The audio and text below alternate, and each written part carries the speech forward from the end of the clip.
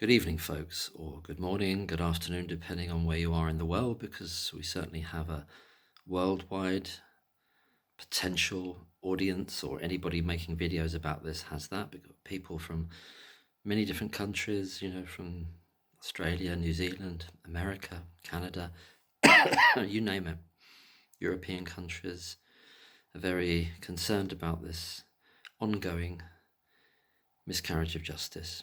So I thought I'd do a little talk, and as usual, I kind of do it on the hoof, but I'll dot around a little bit and mention various things. I've just finished catching up with some videos that I haven't quite finished catching up with yet, but I just finished watching Chris's, on the Lucy Letby analysis channel, Chris's analysis of the charges being dropped the other day.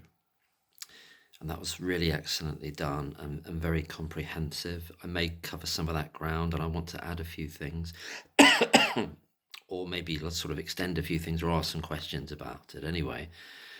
And some of that came up indeed in the live that we did, that Chris took part in as well as all the other brilliant guests and the chat. Just to start with some really positive news, I believe, and really good for us all, is that Operation Merlin Falcon is going to be coming back and doing videos again. He's put a short out there. I put it on posts saying that he's definitely been. I think that the tipping point was seeing this trailer for this Netflix documentary. The trailer showing what the body cam of the police. I've not seen the trailer, but I did make a short video about it because I feel like I've seen it, and I've gleaned what's in it by other people's comments, and I believe I've effectively seen it in my imagination, and I know what it's going to be like. I've seen some still photographs as well, because I think Sarah Napton has done an article about it in the Telegraph, and no doubt other people have as well. I don't want to actually watch it, and I would say that Netflix is now dead to me, but they were never alive to me in the first place. I'm not saying that there haven't been some good dramas on there. I'm sure there have in the past, but this isn't a drama. This is real life, and it's about an absolutely staggeringly disturbing miscarriage of justice, and it's revealing how rotten, if we need any more revelation, that is, how rotten our institutions are. And Cheshire Police is right up there. So I think Operation Merlin Falcon's coming back. It's fantastic. So Jenny said in a comment, it'd be great if she could do one with him. I thought that'd be fantastic to have that. This is Operation Merlin Falcon, being from law enforcement and having worked as a detective professionally many years in America. It was always fascinating to get his views on everything that's been going on, and he did a lot of work on studying the body cam footage that was available and the short pieces of police interviews that was available. So it's going to be very interesting to hear and Operation Merlin Falcon's take on things as we go forward. I really kind of said what I felt about the principle of what they've done. I also think it shows incredible desperation. It's like a dying monster lashing out, but it's still got a lot of energy left in it. I mean, in some ways that sounds not quite accurate, because it's still got the power, and it still holds the keys. These organizations, police, CPS, justice system as a whole, leading on to the prison. We're talking about the state really here, aren't we? They've got the power to keep somebody innocent locked up, and they're happy to do so. It wouldn't bother them that they're doing so. Nobody involved in making that happen or making that continue would lose a wink of sleep over it. They'd sleep like a baby for the rest of their lives, knowing that they're party to that in whatever small or big way, an innocent person's life being robbed. Because I don't want to go down the rabbit hole, or more than one rabbit hole too far. Otherwise, I'll lose focus. I realise that. But whatever we think the state is, it certainly involves agencies, individuals that are very prepared to kill people on order to get away with murder. And much more than that, actually. So ensuring that an innocent person is in prison to avoid quote-unquote embarrassment or what other concerns they may be thinking about is not beyond the stretches of imagination at all. I think it's well within their scope, and I don't think it means anything to them, actually, in terms of it doesn't touch them. So who is them? Who is they? Well, it's going to be a collection. It's not a Borg, it's not a sort of a pulsing thing, intelligent bit of jelly out there out of Doctor Who from the 1970s or whatever, It's a whole bunch of people and a whole bunch of people behind them, individuals. They've all got very high status jobs. I just, at the end of Chris's analysis there of the charges being dropped, there was a very good tweet along, or pretty much like a small article that Sviliana Dimitrova had written on X, I believe it was, and Chris read it out, and it was very impressive indeed. And within that, there is the sense of the extension of what this means, that people within certain status and power, how they can just, well, they could effectively, the noise, as Lady Thirlwall, while she's up on top of the shard knitting, Professor Hutton's brilliant analogy. The noise from the groundlings, as they called the cheaper seats in Elizabethan theatre, is just that. It's just the riffraff, the hoi polloi, and we don't mean a whole bunch to them. But that can't continue, can it? Can't continue. So I'm losing my way already a little bit. I wanted to talk about very specific things. Fantastic that Operation Merlin Falcon is coming back. So I've got up on my screen a few little bits to kind of check over. I was interested because in relation to the CPS, this evidential test, there are two stages. This is something I've just been reading about. Anyone can look it up, of course. I just thought I'd read about it a little bit. Something they call the Full-code Test, and that test hasn't been passed, but the part of it that hasn't been passed is the first stage, and you don't get to the second stage without passing the first stage.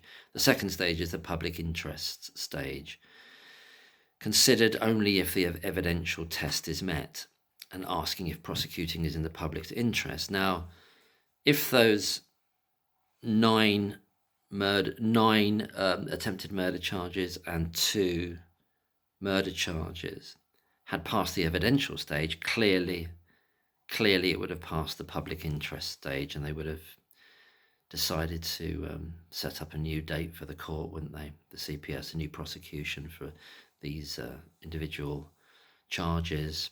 They would have done that, but they didn't do it because they didn't pass the evidential stage. When you look at I know this is just in broad terms, but I think this is likely to be pretty near what they do, or actually it is what they do, but whether their individual forms have got more detail on them. These are the bare bones of it. The first aspect of the first stage of the 2-stage Full-code Test is evidential stage. And they've got to consider that there has to be a realistic prospect of conviction. Now, they're not going to be just doing that out of the ether. That's going to be based on the evidence that they've got before them. So a realistic prospect is not, as Chris pointed out during his video, in contradiction to what Evans is suggesting in his statement, that the CPS rejected it because it wouldn't meet the standard of beyond reasonable doubt. Evans is completely wrong, and Chris corrected him absolutely correctly.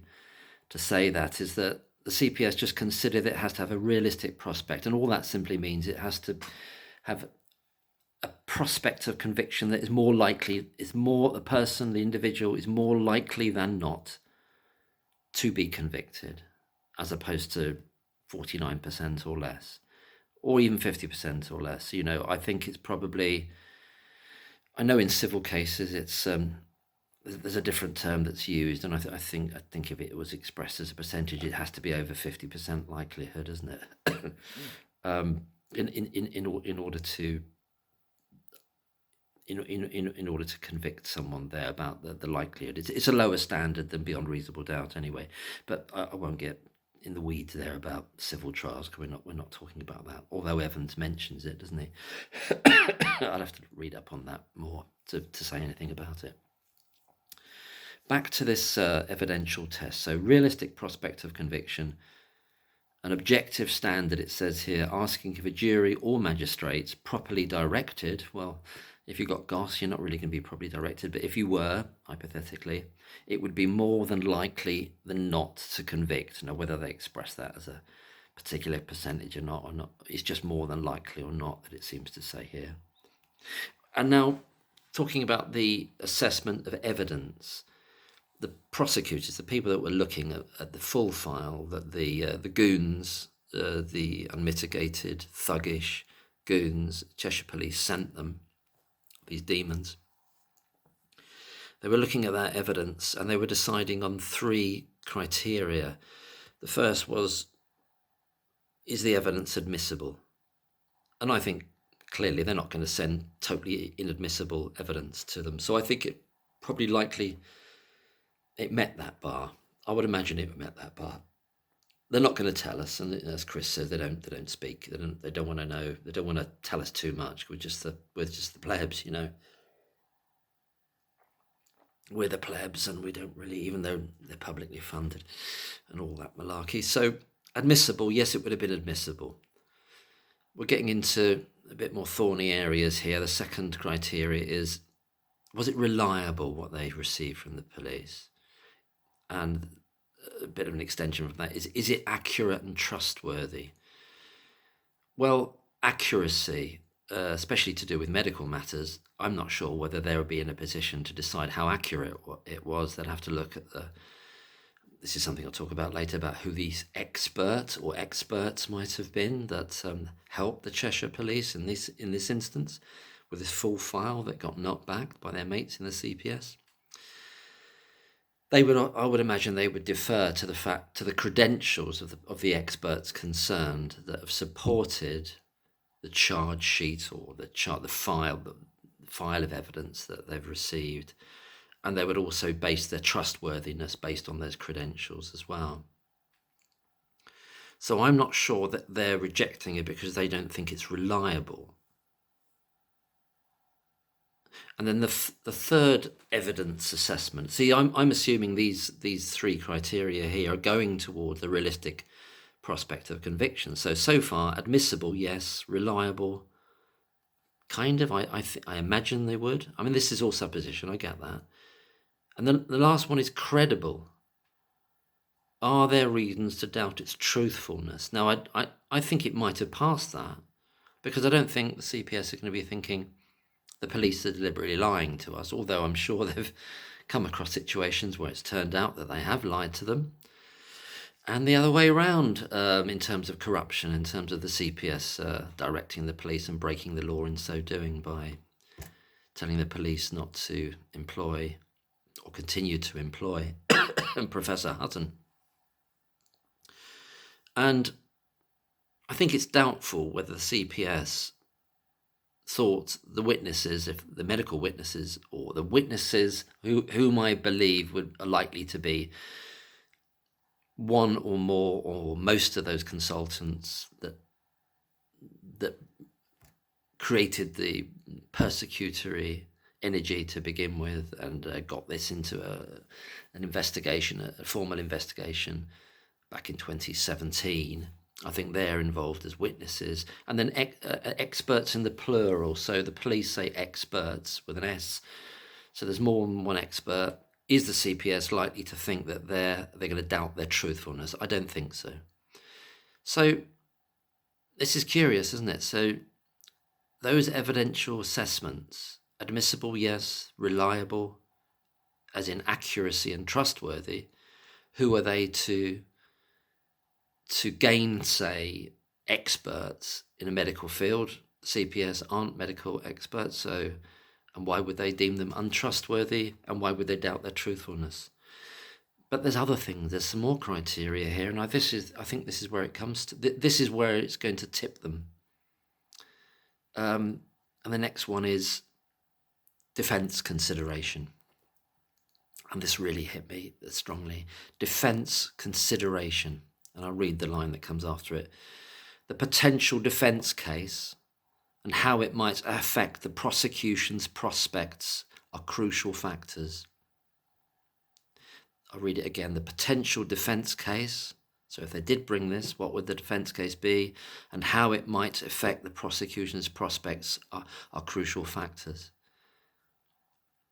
And I think that's what's done them. I think that's what's done them up like a kipper, because they know, as other people have said, as Chris has said, as many other people that came up in the live, they wouldn't, and we've been saying this for a long time actually, as well, in general terms, they wouldn't stand a chance in court with anything they try to bring in addition to what they've already done.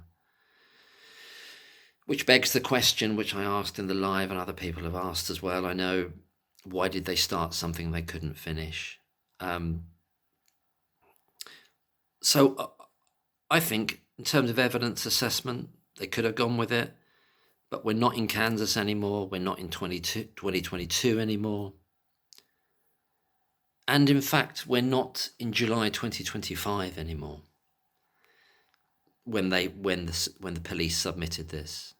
And I suspect, and it is a suspicion and a supposition, that the police had more confidence at that point that the CPS would work with them, or even gave them a kind of a unofficial back channel, green light to put this through. But things have changed even in that interim. Things have changed between the middle of last year. And you could see them deciding to put this full file in as a bit of reaction, a reactionary backlash against David Davis in the Commons, that Dr. John Moore was talking about on the live that Chris did the other night, and obviously February of last year and the Shuley conference and everyone else that was there as well. Big backlash is like, well, what are we going to do now? We're going to have to double down or triple down, and we're going to send this full file in, and we're going to show them we're going to arrest in Operation. We're going to got this Operation Duet going. It's Duet for one. Operation Duet. We're going to arrest them. We're going to arrest the managers as well. 3 of them, 2 of them. We can definitely surmise the names of one of them, and I'm not sure about the third, but other people have said different names.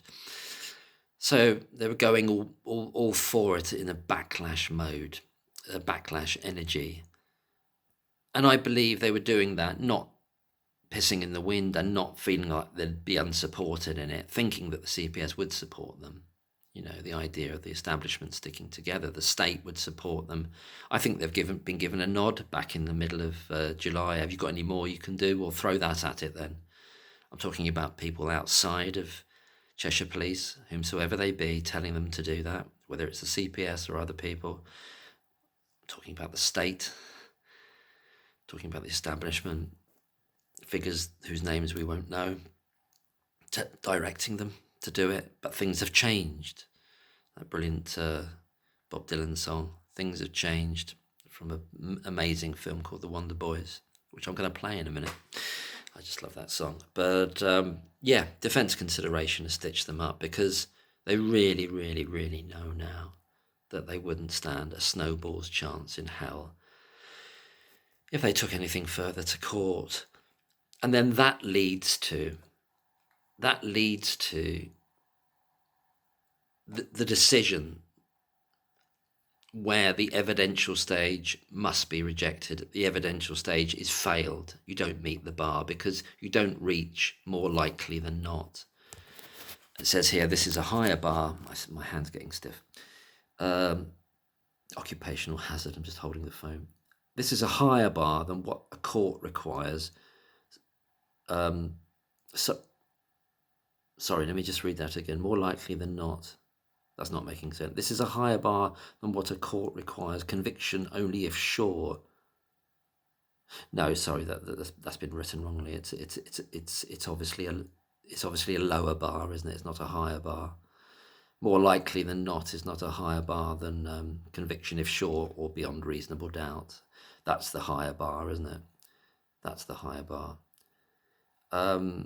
It's the standard. It is the standard, which is the lower standard for deciding whether to prosecute at all. Notes the CPS website. It's odd that they made that mistake here. But anyway, either way, they didn't do it. They couldn't do it.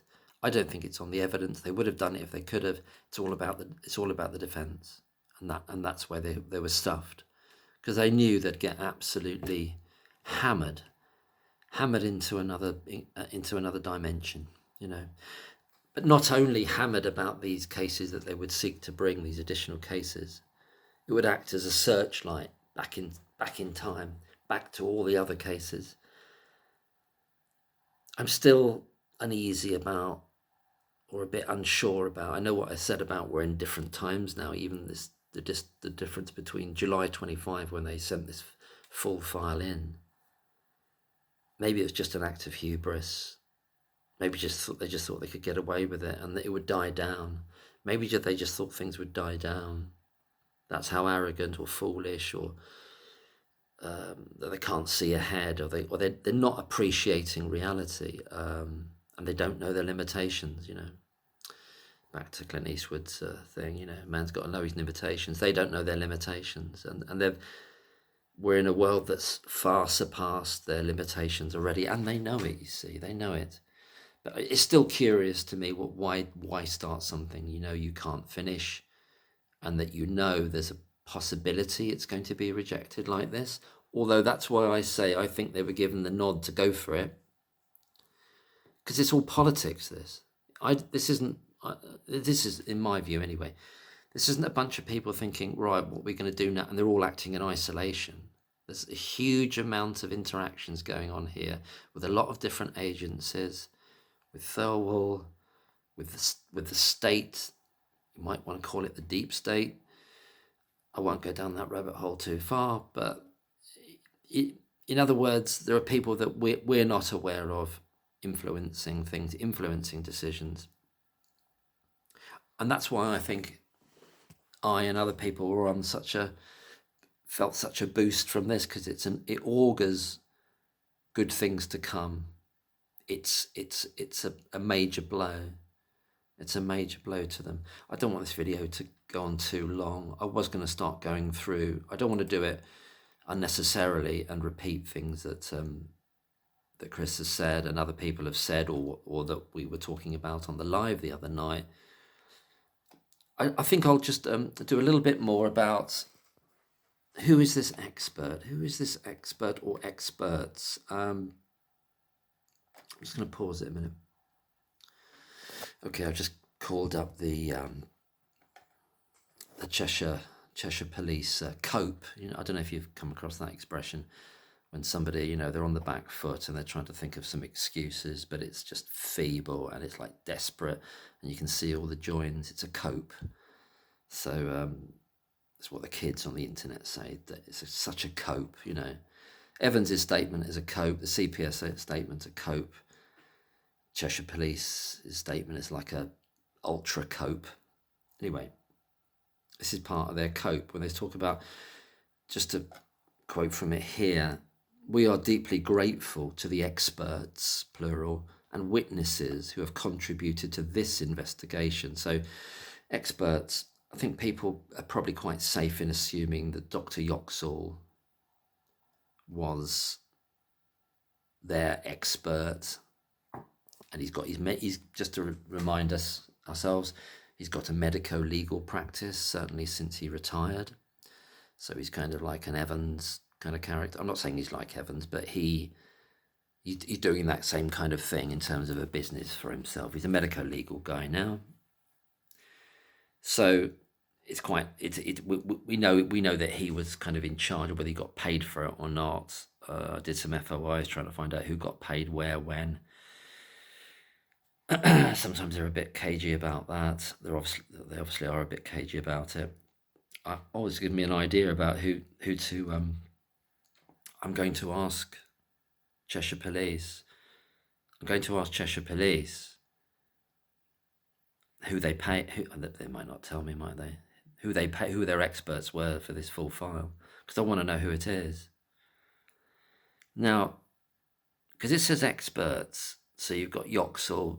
He's the one that did that ridiculous data and provided it for about unplanned extubations, for which they try to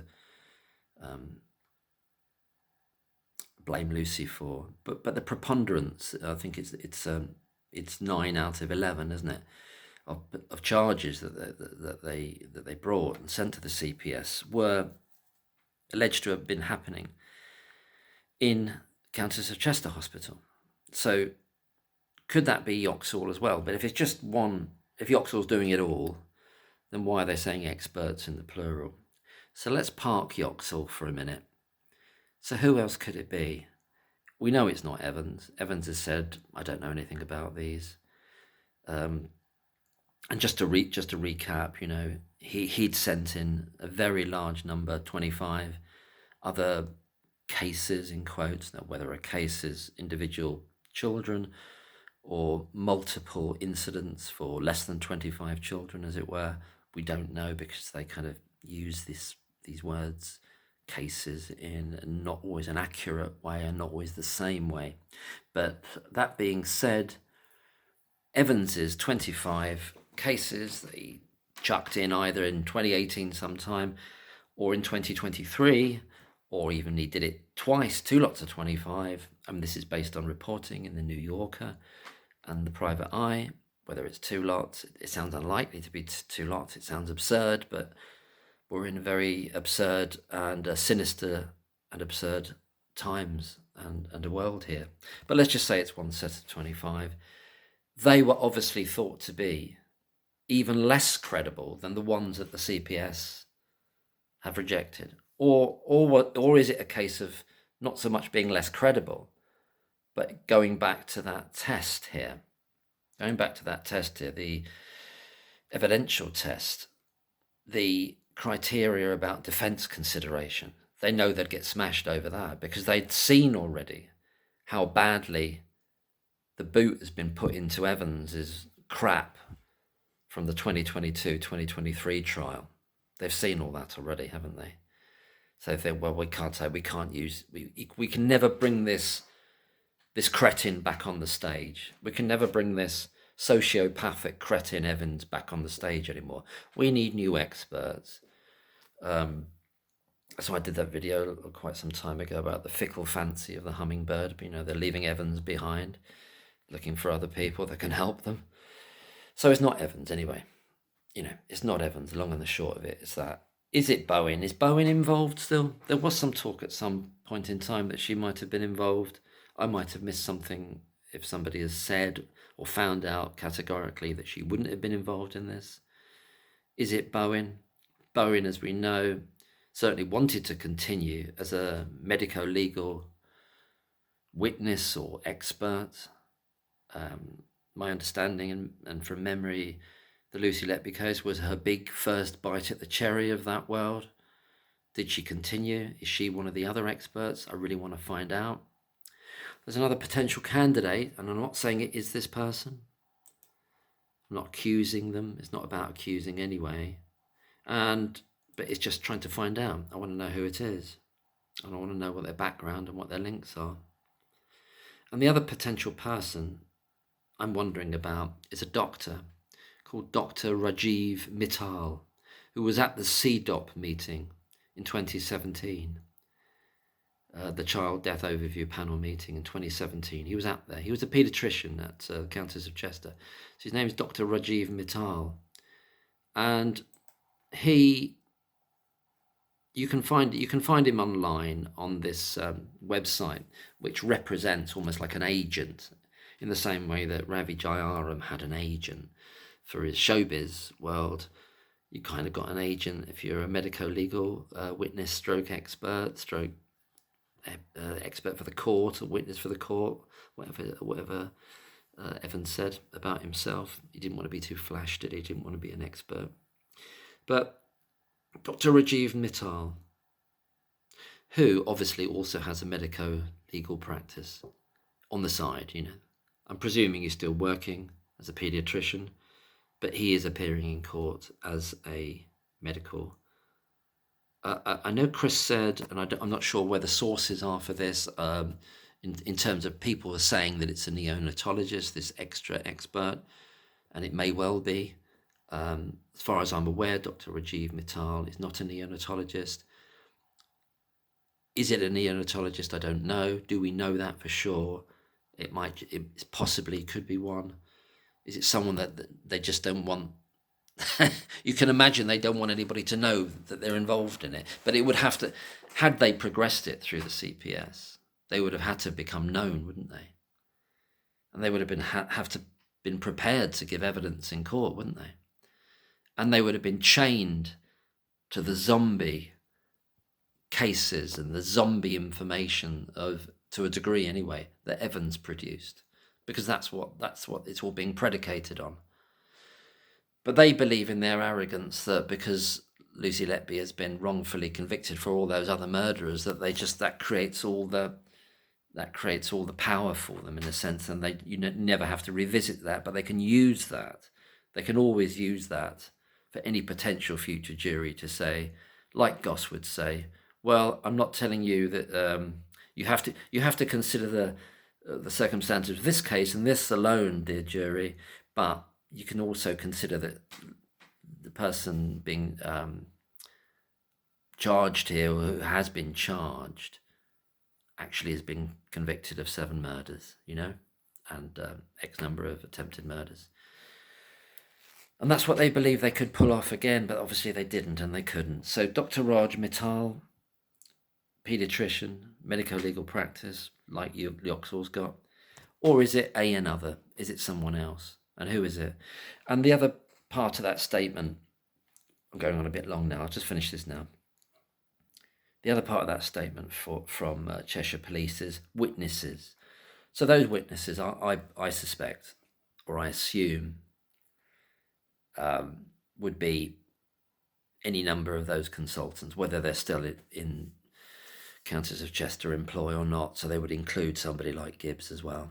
They would include, even, we know, they'd kind of try to get hold of him and pull him in again while he's between preparing for his sermons about being good and honest, and I don't know what he'd be doing sermons about. What would it be? Not bearing false witness. That might be a good one to try. Mr. Gibbs, or Father Gibbs, as you might be now, rather than Dr. Gibbs. Father Gibbs, not bearing false witness, or not allowing false witness to happen within your knowledge and not doing anything about it, like receiving an email, Father Gibbs, in which you've been told that Lucy Letby came out to get your colleague to bring him in to see baby Kay, and you received that, and then you watched from afar, and you listened from afar, and you watched him give evidence, and no doubt he told you about it before it got to trial anyway. That's what he'd done, and you didn't even squeak about it, did you, Father Gibbs? So then maybe that's something to consider. Maybe you need to look at, I don't know, what would it be? Deuteronomy? I don't know, I'm just pulling that out of the top of my head, really. But Deuteronomy. So yeah, the witnesses, any number, possibly all of those consultants, all of the Gang of 4, Gang of 7, maybe even some nurses at the time. They're going to co-opt as many people as they can, as they did before, whomsoever, and that's what we're talking about. So that's the witnesses. It's going to be Breer, he's going to be in there, Jairam's going to be in there, Father Gibbs is going to be in there, Dr. B, Dr. ZA. They've got other names, of course, these characters. Dr. Saladi. I keep forgetting the third one, the lady. I've got this glitch on her name, and she is important, as Jenny keeps saying. What was her name? Dr. Holt. And some of them have gone elsewhere, and they've gone on to better things like Dr. A. So yeah, there we are. I'm going to leave it there, actually. It's going to be too long otherwise. Who is this other expert? Is there a way to find out? I want to find out who it is. Cheshire Police, as I've said, are utterly despicable. I'm just saying Cheshire Police. What is Cheshire Police? It's there are, I don't know how many people they employ. I did look it up once. It's a lot of people. there are people high up in that organisation who are utterly criminally minded, and that's what thereby I consider their organisation criminal per se. It doesn't matter whether you've got somebody at the basic rank of constable who tries to do a good job and does do a good job as best as they can within that system. If that system decides that you need to let something go that you should be following, then you let it go. If that system decides you go after an innocent person, even though an honourable individual officer has got qualms about that or wants to speak out about that, you don't get to do that. Or if you try to do that, they'll turn on you. They'll turn on you like they did Stephanie Davies, and they'll even try to convict you. And like they did in a different force, Maggie Oliver, for example, and there's been other examples of that. If you try to be honourable in the face of the raw power of the psychopathic nature of the institution, when it decides to act criminally, it doesn't have to be acting criminally all the time to be a criminal institution. In the same way that the mafia, you watch The Godfather, they can be having a lovely wedding here, and then they can actually end up pouring money that's been made through crime into legitimate businesses. So it's not an exact comparison, but Cheshire Police don't have to be acting criminally all the time with everybody in them, but they are fundamentally up for it as much as you need to be to cover up murders, cover up crimes, like I think they actually did in the so-called Wilmslow murders, to cover them up for whatever reason best known to themselves, and then try to go after someone of the caliber of Stephanie Davies. And none of the detectives, so-called, in Cheshire Police are fit to lick her shoes, lick her boots, in terms of critical thinking and ability and heart and conscience and intelligence and application of that. But they'll go after her, and they'll even try to get her convicted. And even when the CPS bat it back to them, they're so aggressive and psychopathically, demonically aggressive. They'll go after her again, push her to the edge. It's staggering, isn't it? There's nothing these people won't do. So is it every officer in the whole constabulary cross? It's not. It doesn't need to be. And if you're a good person working for them, just know that your employer is criminal. You're working for a criminal syndicate. That's the reality of it. And they need to be smashed in whatever way that. I don't know how that's possible. I mean, I would want something, off planet to do it. I'd want some kind of Archangel Michael to come down, because how are we going to do it? How are we going to get the people at the top? The worst, the scum rises to the top very often. Very often. Maybe not always, but very, very, very, very often. The exceptions prove the rule, as in so many other areas of life. The exceptions prove the rule. Oh, there's one other little thing I wanted to say here, and I don't think this is likely. Would Mark MacDonald have access to the charges laid that were sent to the CPS that were rejected? Would he have access to those to look at, to compare the types of accusations there with the level of evidence applied to the CPS, analyse those and compare them? In other words, to compare what was rejected by the CPS in 2026, the very early days, 2026, and compare that with what was accepted by them in, I can't remember, I don't know the exact date they accepted them, but Lucy Letby's final arrest and charge was in 2020. When did the CPS accept to go ahead? Either, I think that was in November, so it was likely 2021 they got the nod from the CPS, wasn't it? And that's when Evan starts getting paid by them rather than the police. So would Mark MacDonald have access to that, to compare and contrast what the CPS reject now compared to what they accepted back then? And I think that could be very instructive and very useful to make arguments. I would have hoped so, but I don't. I kind of doubt that he would have access to that. Is there anything else I've written here in my notes? I'm not going to go over Evans's thing. I might do it in a different video. I'm not sure I need to. Chris has done such a very detailed dismantling of it and a coruscating overview of it, really. And it's just something that I kept coming back to, and it was like, it wasn't half joking, but it was just instinct thing that there's some kind of Schadenfreude going on with Evans, which is like, it's this, right? This is the story. Oh, well, you kind of hung me out to dry a bit here. You're not taking my calls anymore. I sent you 25 cases. You blanked me on those. You ghosted me on those. You didn't even be bothered to let me know anything about them. And then you've gone to other people that aren't me. And you found yourself, oh dearie, dearie, this is Evan speaking. Oh dear, you've been rejected by the CPS. Do you know why? Because you didn't have me, did you? Because I got you over that line. Because I'm a real kind of expert, and I got it over the line for you. I ran that case for you, didn't I, Cheshire Police? And I made sure you got your convictions, because what I supplied to you was of such a high quality. And then you dissed me by knocking back all my further ones and kind of trying to pull away from me here. And then you went with other people, and what have they done for you? What have they done for you, Cheshire Police? Well, you look a bit sort of, but then he's kind of stroking their egos at the same time. But this is the kind of slime ball he is. Let's also remember he wanted to have political power. All the people involved in this have got a kind of political energy about them. And what I mean by that is utterly unscrupulous, utterly without any moral center, outside of any moral universe. They're capable of anything, and we know they are. I'm going to leave it there before I'm going to need to have a cup of tea, I think. Take care. It can't go on. They can't succeed. Evil, and it is evil, cannot win, will not win. The truth will win. And for those who have a concept of God and want to believe in that, God will win.